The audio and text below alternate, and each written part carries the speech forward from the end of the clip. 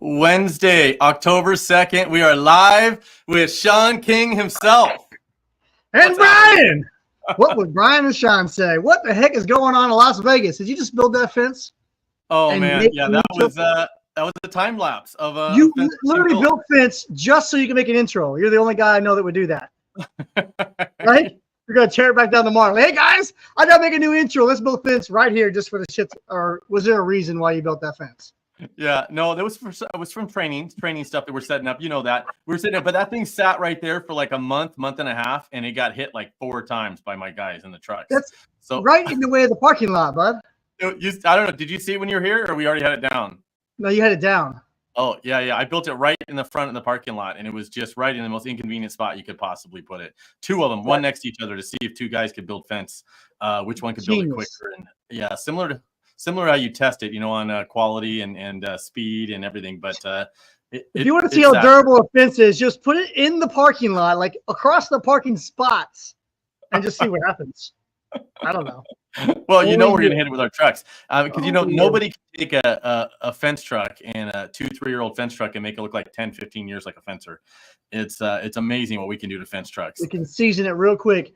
I would have thought if you put the fence in the parking spot, it would have been the safest because the way they park those fence trucks, it is never in the parking spot. That was the strategy, but for some reason, that's when they wanted to park in the spot. Yeah, I don't know. It's the weirdest thing. It got hit with a forklift and one of the trucks. And it was up there for, I don't know, a month or so. Oh my gosh. Speaking of forklift, I about took a ride on a 10,000-pound lift capacity front end loader fork truck today. I take a ride. It's got 4 tires. I was on the 2 front tires, and the SM was coming over before I realized that I probably should set the load down. Yeah. We got the delivery today for fence camp. These boards, I've never had a bundle. Let's call it a bundle. That I couldn't pick up with a fork truck. We have a 5,000-pound fork truck.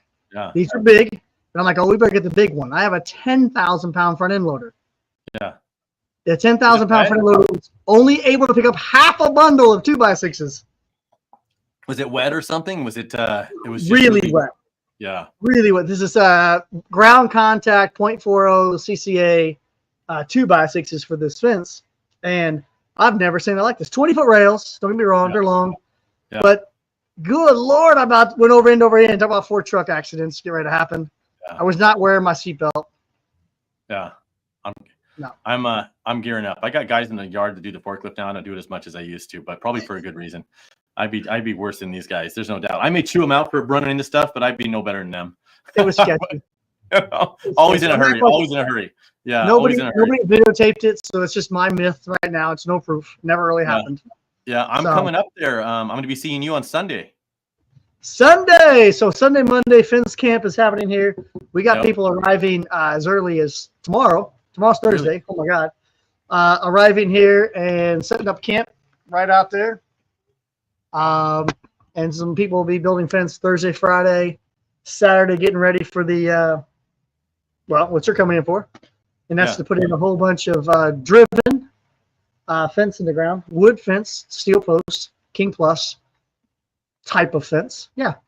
So I'm looking forward to you and Yadira are both going to be here. Yep. Sunday afternoon. We're going to drive straight up.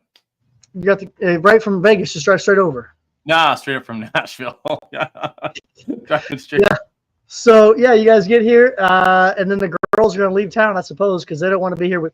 You're talking 30 to 50 fence. Yeah. It's not going to be a pretty sight around here. No. I mean, there'll be no manners.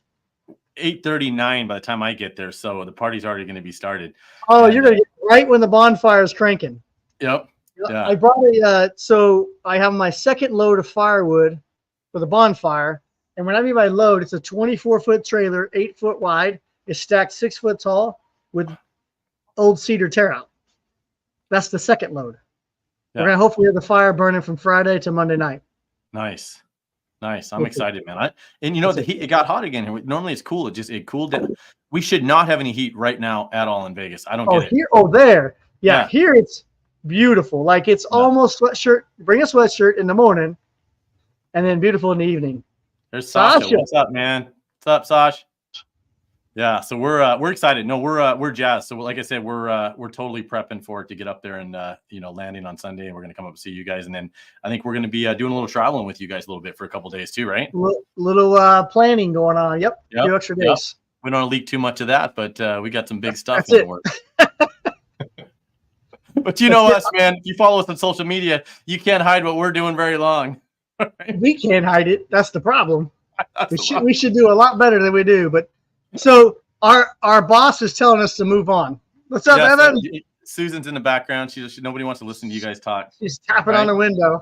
You can hear her in the back. Hey, hold on. Before we go, hold on. Time out. Evan's in the house. Did you see Evan's video he made the other day? Yesterday. Hilarious. Well, which one was it? With the old man face talking about using the string line? Yeah. I got to get this dude props. I'm like, how do you have time to make a video like that on the job site? He's building the fence, looks like by himself. Let me just go ahead and make a video real quick. Hilarious. Nice job. There's been some good videos out lately. So people are starting to put out a bunch of funny ones, which is nice to see. Yeah. So what is Susan? Look at Susan. She's ready. Wants us to move on to what would look at her. She's like, moving it. Let's just go right to it. What would Brian and Shawn say? Let's find out. First question. Oh no! I'm gonna send this one straight to you. What kind of nails should be used to? This is definitely for you.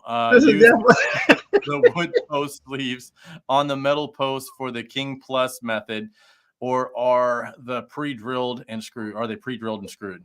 So we did pre-drill and screw them in the beginning, and boy, that was a bad idea. Took forever, cost a lot of money. You want to use a structural pin. It's a concrete nail that you use for nailing 2x to concrete. Use that same pin. Most hardware stores have it. MrFinn'sTools.com has it. On this case, you would use probably a 2-inch pin, 2 to 2.5 inch pin. Dry right through that 1.5 2x4, right through the Schedule 40. Boom, done.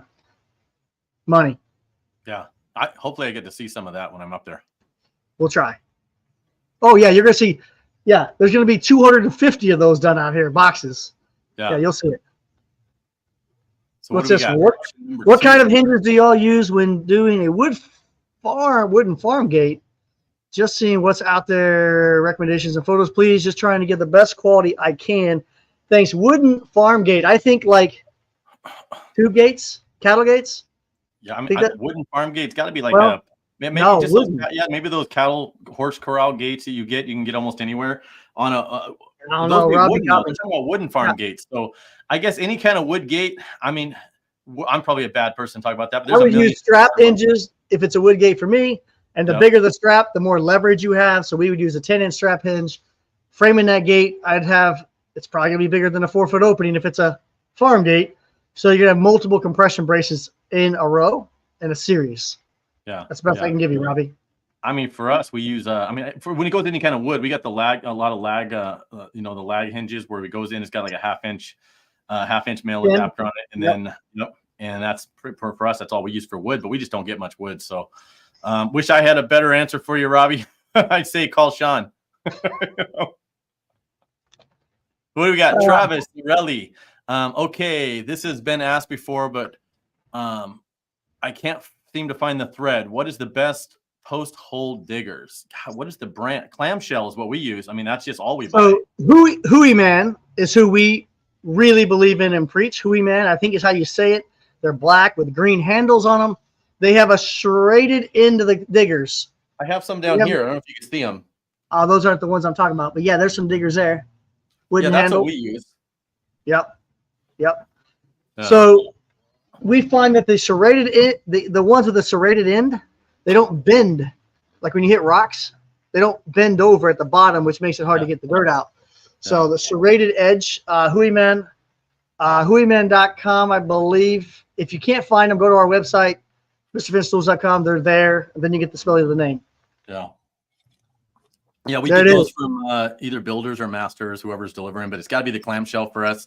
Otherwise, the dirt just falls right out the bottom. We get a lot of little rocks. I mean, we're doing a lot of you were up there digging in our area and pounding. It's a lot of rock. So we're constantly using those post hole diggers to get down there and pick up 1 or 2 rocks. I thought you guys had like what they call pay dirt. It was super easy digging. Yeah, I know. It's like topsoil. It's Yeah, you guys got a garden around the South Point. It's just fluffy sand. Yeah. Well, yeah. So, guys, that was what would Brian and Shawn say? All wrapped up. I think we're going to be bringing a special guest on here. I know you know him probably a little bit better than I do, but I think people need to get to know him. He's a sharp young man. Probably. Yeah, so I'm very proud of this kid. I mean, it's a kid, flat out. This is like call this guy a kid, but he is kicking ass and he's not acting like a kid. I mean, he's doing things that most guys in that industry for a lot of years haven't done yet. Yep. So let's bring Carter Schmidt. Is Schmidt? Is that how I say that correctly? Hopefully I got that right. Schmidt. It is. What's going on, man? How are you? Carter Schmidt. Look at him. He looks super excited to be on the podcast. He's like, "You're the star." It's all right. Now I gotta know. You already go to bed? Yeah, it is. It's pretty late there, right? It's later for me. And look at this guy. He's already ready for bed. Where most kids his age are gonna be out trying to party. Yep. I guarantee you he's gonna be up early in the morning going to build fence somewhere. Yeah. Yes. And he's gonna be doing some of the training going on during fence week as well, I believe. Yeah. Yeah, it's pretty. Out tomorrow, right? His location's not up there yet.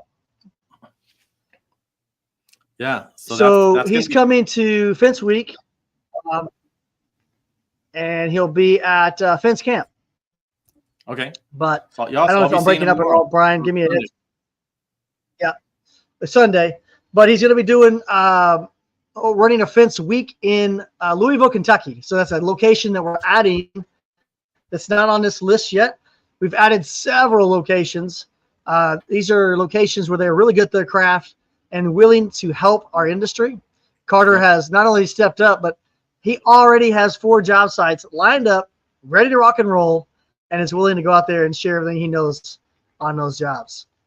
That's crazy. And don't let them fool you. At 20 years old, this kid does some great work. Great work. So Carter, tell us how you got into Brian? Yeah, you're breaking up a little bit, and I Carter's not, but I think you are. Carter, Shawn, so for me too. Yeah, so Carter, how'd you get into the fence business? So I was in high school and had a lawn care company. I think most fence guys start out lawn care and landscaping and stuff.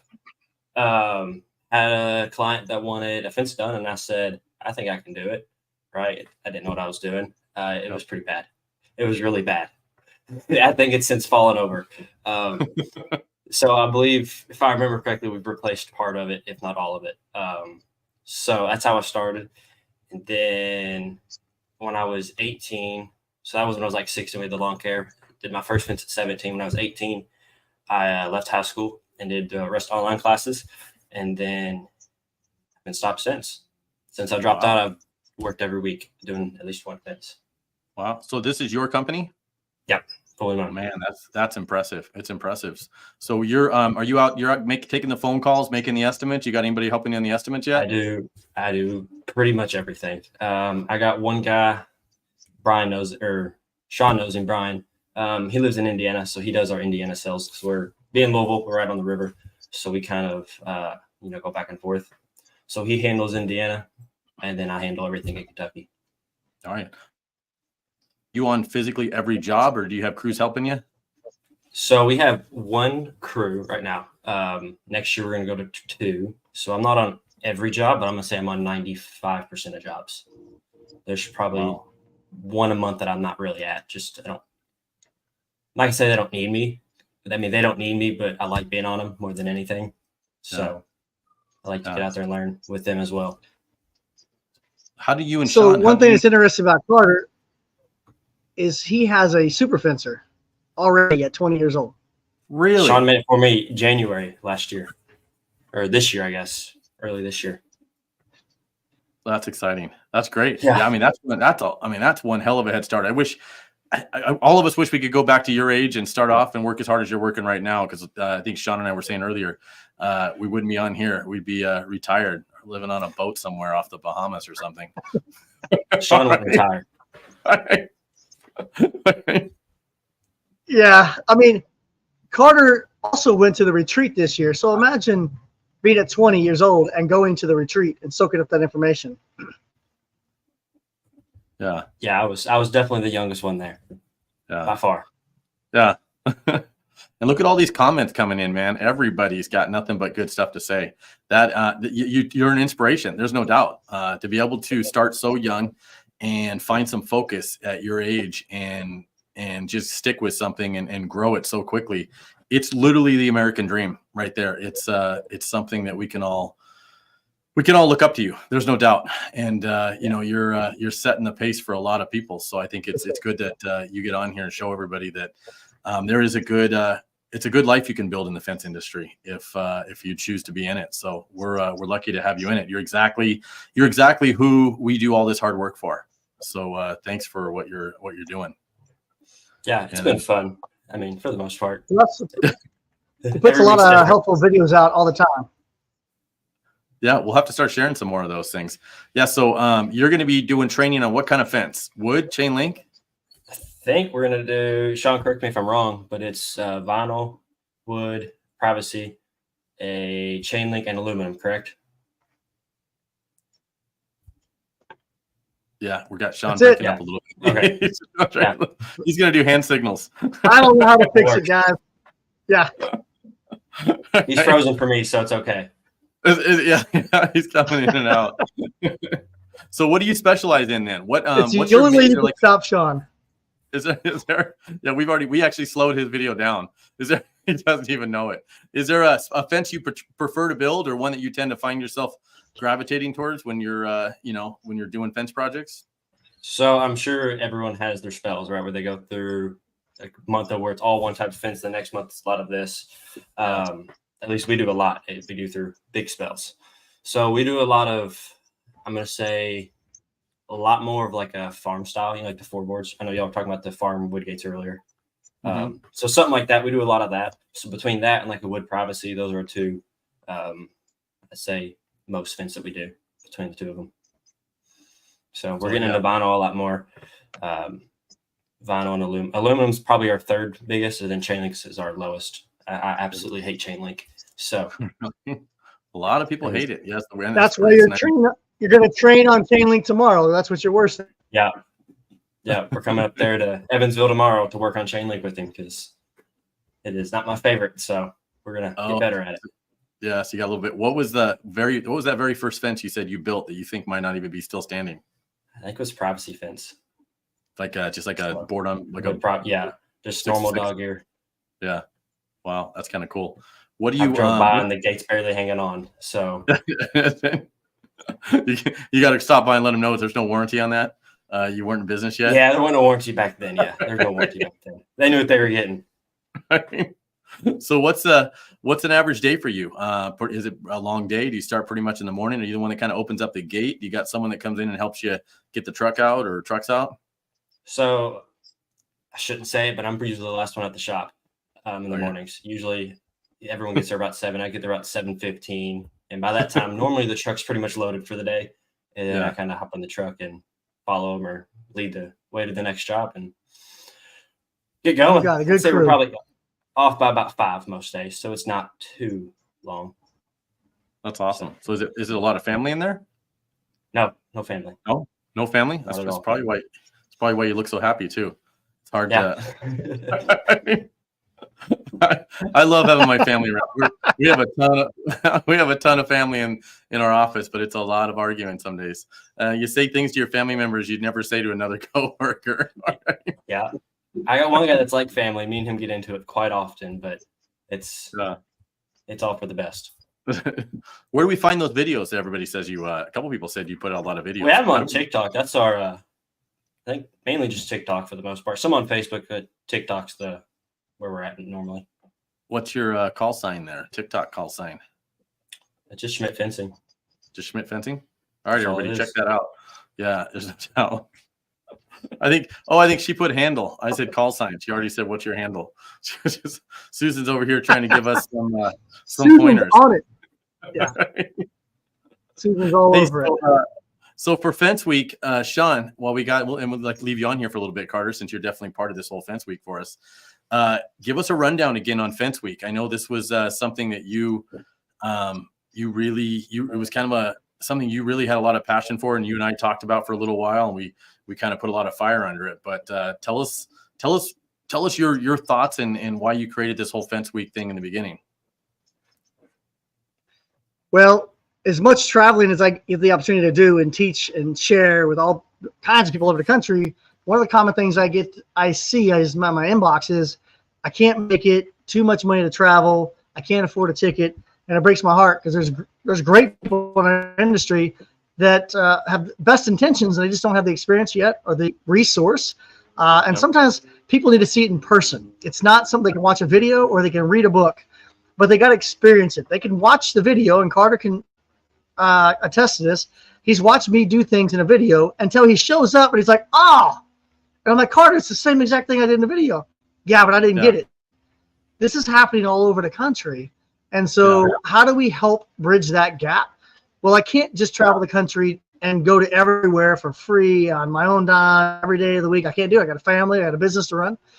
But what we can do, happens to be on birthday week, is give back to the whole industry by allowing others to participate, like Carter stepping up to the plate. We got Mark Olson stepping up, and Josh Rand, Victor Vasquez, and I mean, there's Evan Gardner and Chris Steele and Chris Gass. The list is outrageous. The list of people that we got that are willing to share what they've learned and the tips and tricks and the things that they do every single day, and allow everybody to come together. So, Brian, I think it's more than just like a class. I think it's going to be a synergy of sharing across the board. If you got 15 people showing up at Carter's training, Carter's been in business for 2 or 3 years. Carter does a great job already. Okay, I know this. But there'll be people that show up, and there'll be 1 or 2 little nuggets that Carter's going to take away, even though it's his job side, he's running it, he planned it. But somebody's going to show him something, even if it's a tip they don't even know, but collectively together, I don't know how to describe this, is once you get everybody together and the mindset is how do we do this better, faster, stronger, we collectively together find solutions that we would have never found on our own. Imagine that happening in 15 locations at the same time around the country. Hell, Brian, we talked about, imagine if it happened in 100 locations around the country, right? Yeah. So we turned Fence Week into literally March Madness of fence industry. We all know that week, if you're willing and able, okay, and capable of running a Fence Week training, sharing, event, whatever you want to call it, we want you on board. Kevin Poole, he just recently told me he's all in too. That dude does some amazing work in Charleston, South Carolina, right? In that area, right? Nexton area. What he does is different than what I do. He does a lot of custom Craig jig stuff, but there's a lot of great things to learn from him, right? Great attitudes. So the event is trying to bring everybody together. I like to say it's inclusive and not exclusive. You just got to find a location close enough to you and get there. Now, the problem we're going to have is capacity. We need to limit these classes, these events to about 15 people. Otherwise, you dilute what's happening. The communication breaks down. Groups, I know this from experience, groups start talking to the corner. Job doesn't get done. If we don't get the job done, we don't learn all the way through the process. So we got to start, and we have to finish the job so we can do every one of the pieces of completing that task. So capacity will be an issue. If not signed up yet, Eventbrite link. I can try to put that in the comments, but get signed up soon. Pick a location because we are going to limit it. There's no cost, but we're going to limit the locations to 15 in most cases. I might take 20 in Evansville because I have the capacity to do that. I do these trainings all the time. I can probably handle a few more people. But what a great event. And then it's not, there's other associations doing events that same week. AFAU's that week, and it's a fantastic event. They're putting on their training for 5 days. Their capacity is only X too. I don't know, 30, 40 people. So collectively, all of us can help hundreds. If not, Brian, maybe next year, thousands of people in our industry. And there's a link right there. That's what I got excited about when we started talking about it. I mean, I'm envisioning this thing even growing beyond that, just to where I love that the other associations are already working on it. We're just going to take that and just all of us get together and take this 1 week a year where if you want to learn something about chain link, iron, vinyl, wood, gate operators, access controls. I mean, every aspect, or even maybe you're just going to, I mean, I'd like to see it grow to where you just wanted to get some business or business training or some sales and marketing training. Make it to where during this week every year, this is the week when you're going to either get certified in something or you're going to learn something new or sharpen your skills on something.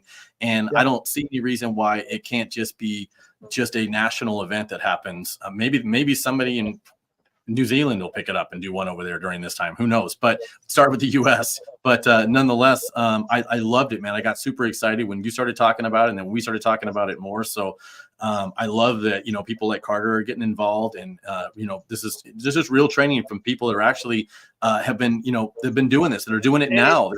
They're operating their own fence companies in this century, and they're out there working hard. It's the essence of fencers helping fencers, right? There's a whole idea of FWA.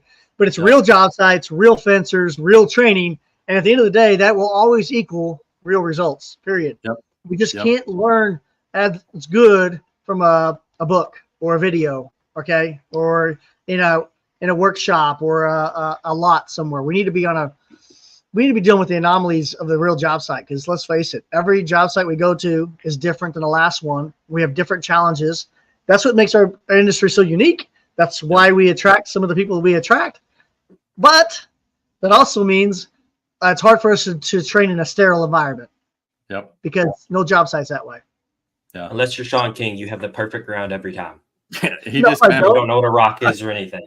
I know, it's like the easiest thing in the world. He's just like, let me put this post in. Just wait. I mean, doesn't even. Just wait. So you guys get it. He finds a root every once in a while. I don't even think he's got a compressor. He's got one of his guys at the other end of the hose going, and it's just like blowing into it, and the post is just going down. Just wait. Literally yesterday, we tried to dry a Schedule 20 or 20-weight pipe yesterday. As I was like, well, we got it in stock. Let's try to burn it up. The first pipe smashed and got stuck in the driver. Yeah. And I'm like, it's not that soft here. I can't even get the post to go in the ground. We got to use 40 weight every time. Look at Shawn talking about his digging problems. Yeah. Look, Shawn took us 6 hours to put 30 posts in the ground yesterday. Carter has it the worst. And I would say Carter has it worse than I've seen anywhere in the country. Yeah. When Carter has to deal with the rock, I would move. Listen, I don't mind rock if I know I'm getting into it, right? It's when we go to one house, we don't hit rock at all. We're 6 feet deep driving the post, no problem, right? We go to the next store, we hit rock 2 to 3 inches deep. Yeah. That's what it is here. So there's no planning for it. I'd move to Las Vegas if I had as much rock as Carter. Yeah, really? It's that bad, huh? Yeah. Well, the hidden rocks, at least I know when I go out there that I'm going to be jackhammered in every hole. But when you go out there and it's just like it goes good for a couple holes, and then it's just, I don't know what it is. It mentally beats you down when you get stuck on a hole. When you're trying to get these posts set, because you gotta, I don't know if you set posts or just all pound, but we do a lot of digging, obviously. But you got to get those posts set today if you want to finish that job tomorrow. And you're down to that last few holes, man, and you're just beat. You're just, man, I just want to get these last couple holes dug. And those are the ones you always hit, Caliche or something like that. Right? Yeah, so, Brian, y'all have chunky rock, or is it more like kind of solid, like bedrock or something? Yeah, it's dry, so it's really dry is what it is. And then you get the rocks, and the ground it's just really hard. Even the dirt, it's hard. But then we get what's called Caliche here. So we all have these Caliche clauses in our contract, but it's really hard to enforce. So and this Caliche is something. I guess it's similar to what people would have with clay, but it's hard like concrete, but it doesn't break like concrete. It flakes. So that means your jackhammer bit gets stuck in it. It's worse than concrete. Because concrete, you could bust it up into chunks and pull it out of a hole. This stuff just kind of like flakes off, and you're just like chipping away at it, chipping away. And then so like a rock auger doesn't do anything. Yeah, it's just you just I guess we're just used to it now. We get in there and we use our auger attachments, and we dig down a little bit. Then you break it up and you dig down a little bit. What is that? My fence like Caliche. Who's typing this stuff in? Yeah, who's typing that? Like, how? I wouldn't even know how to spell that. That's Susan or something, I think. I'm like, this is coming from someone from Vegas. Yeah. So it's calcium carbonate and lime. Yeah, it's just a mess is what it is. But I've had tennis courts where we went out there. I think she used AI for that. Yeah, probably. And it took a month to do. So you're just like going, went from 3-4 days of dig into a month. It just kind of sucks. But yeah, so I'm a little jealous of this pounding, but I'm going to work on the pounding stuff. I'm excited about getting up there and seeing how you guys do it. And I'm going to try to implement that some and maybe take on some residential jobs even and see. I'm going to see if I can implement some pounded posts in the commercial jobs. And if I could get it going here in Las Vegas, I know other people will jump on board. You can do it. If Carter can do it, you can do it. He's pounding through some nasty rock. Got it. We Susan's on Google. Schedule 40 in half. Yes. So Carter, you were at the last retreat? Correct. Yeah. What did you take away from that? Something that you learned from the retreat? What was something that sticks in your head? I know absolutely nothing of what I'm doing. There was a lot. There was a lot.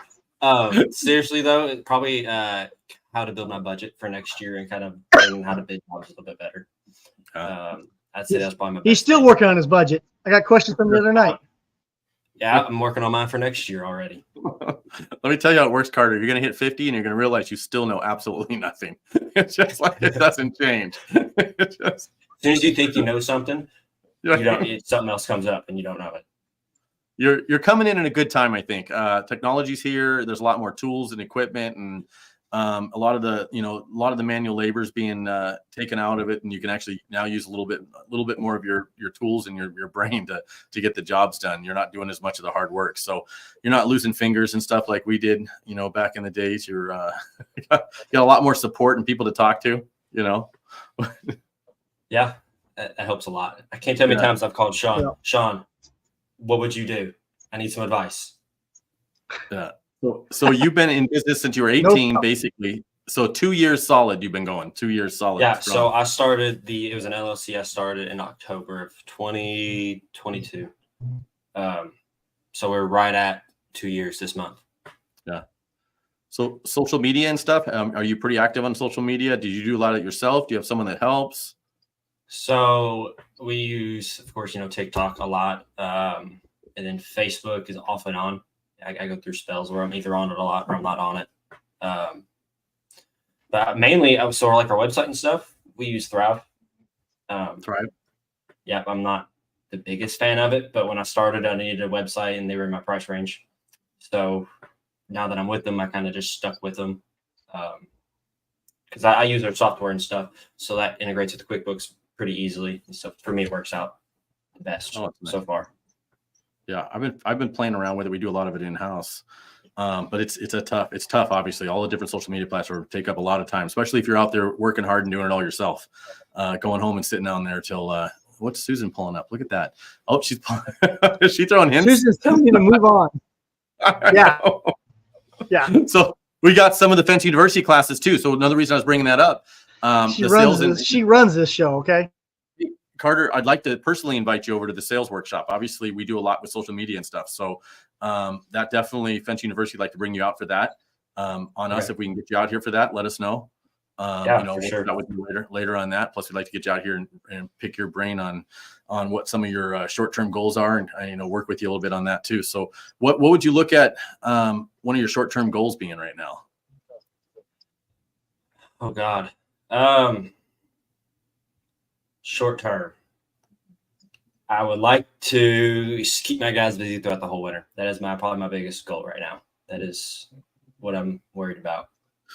A lot of us in this climate worry about the same thing, Carter. Like, that's on my mind. Yeah.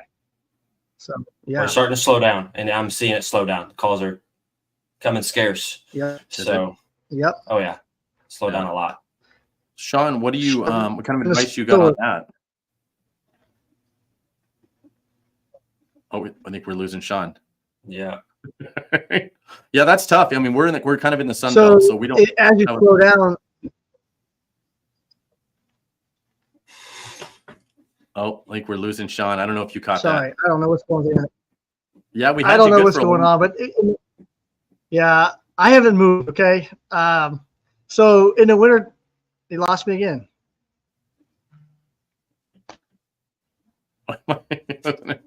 All right. So you like to keep your guys busy. So are you out a couple months or a month right now, or what? So we're probably out 6 to 8 weeks. I know I don't like telling people exact weeks because of rock. Yeah, you don't know. Yeah, you don't know. Yeah. Especially with one crew, I can't just throw another crew out and kind of absorb some more work or make them do a little bit more work. To take up with one crew. I'm kind of stuck sometimes. Yeah. My family owned a lot of companies up in Anchorage, Oregon, and Idaho, so I'm familiar with the winter times, how it gets tough. So you got to try to make your money during this, during the good months, and save up a little bit for the winter, or you start doing snow plowing and different things you try to do in the winter. And I remember up in Idaho, it was like half the town went on unemployment. It was just normal. Everybody just got laid off, went on unemployment for like 3-4 months. Is that still happening? Are people still kind of just in some areas just going on unemployment for 3 or 4 months and then just coming back to work? Not so much anymore. No? Used to. Yeah. I've toyed with the idea for this year, but I haven't made up my mind one way or another. I don't want to. That's worst case scenario. But I think we'll stay busy enough, at least 2 to 3 days a week. Yeah. Well, hopefully we can get some. That's a good topic. I think we need to do a whole other video, maybe just on how to stay busy during the wintertime and how to keep your guys busy. Maybe Shawn, you and I can kind of bounce around some ideas on that, and how we can now be a perfect time to do it. It's October. What can we do to try to help people with some ideas and ways to generate revenue through the wintertime? I know we talked about it a long time ago, but maybe it's time to kind of bring that back. So your short-term goals, stay busy. But what about your long-term goals? Like say 3-5 years out, where would you like to be? So originally I started, the lawn care, then I moved to the fence, and eventually I want to move to more like home building and stuff like that. Kind of I want to design neighborhoods and stuff like that. So eventually it's what I want to do. Of course, the fence will still be around. Yeah. So I kind of want to just do, I guess, have multiple companies built out. So nice. I have a feeling you're going to have your name on the side of a building in a matter of time. It won't be that long. That's the goal. It'll be Carter Industries or something. It'll be there'll be a building somewhere. It's like right. Coming to Evansville. Carter Enterprise. It'll be something like that. So I see you're already wearing pink. I see you're already wearing pink. Is that for any specific reason? Yeah, it's for the pink. We're doing on Fridays, right? Yep. You started early, so I know. Way to put. Yeah, we started 2 years ago. Way to one up us. So the women, but while we're on that subject, the women of FWA are working pretty hard on this, and there's a lot of stuff that's gonna be coming out on that. So pink on Fridays for the entire month, and hashtag FWA Pink Strong.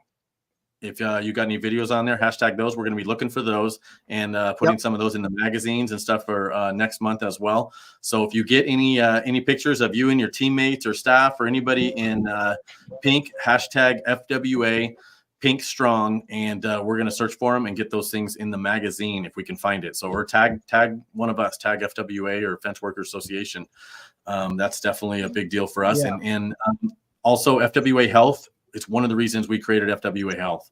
So it does a lot of this, especially this month. It's something to look into, preventative screenings for not just women, but men. Now's time to, go get those screenings, and you get plans less than $100 that'll actually enable you to get some of this preventative health stuff taken. Women get their screening, men get their screenings. So this month, let's make it that month where we all go get checked out. We all do our part to help curb this cancer stuff that's affecting a lot of families. It's affected, Shawn's, mine, and Carter. We don't know enough about you to know if that's been something you had to touch in your family, but most families it's touched. So thank you for wearing pink. There's no doubt. We'll be proudly wearing ours on Friday. I think we're losing Shawn a little bit there. So going in and out. I don't know. I'm sorry. Carter, I know you're tired. You've been working all day. I appreciate you coming on. Shawn, you have any last minute things you'd like to ask Carter before he goes? Now that we got you back, Carter, hopefully I'll see you tomorrow afternoon. Have fun with my son tomorrow, building some chain link fence. Don't overstretch the fabric. That's the goal. Dress the posts first. Slide the tension bar down. Unless you need that extra few inches, sometimes you got to overstretch it. It's just do what you got to do. Just don't take any pictures of that or post that project because we will catch you on Facebook. We will catch you on Facebook and make you regret. Defense industry will know. So, and hopefully you'll still be around this weekend, They'll right? eat you alive. You'll be I up think there I'm this going to weekend? stay the Saturday through Sunday, I believe. Okay. Yeah. So hopefully I see you on Sunday. If not, it was great meeting you on here. I appreciate everything that you're doing. And you're, like I said, you're an inspiration to all of us. There's no doubt. I'm looking up to you, and hopefully we can bring you into our circle even a little bit closer and stay in touch. Great job, Carter. Great job, Thank you, guys. I appreciate you coming on. All right. Thanks again, everybody. We will see you next week. Shawn, I will see you this week. See you guys. See ya.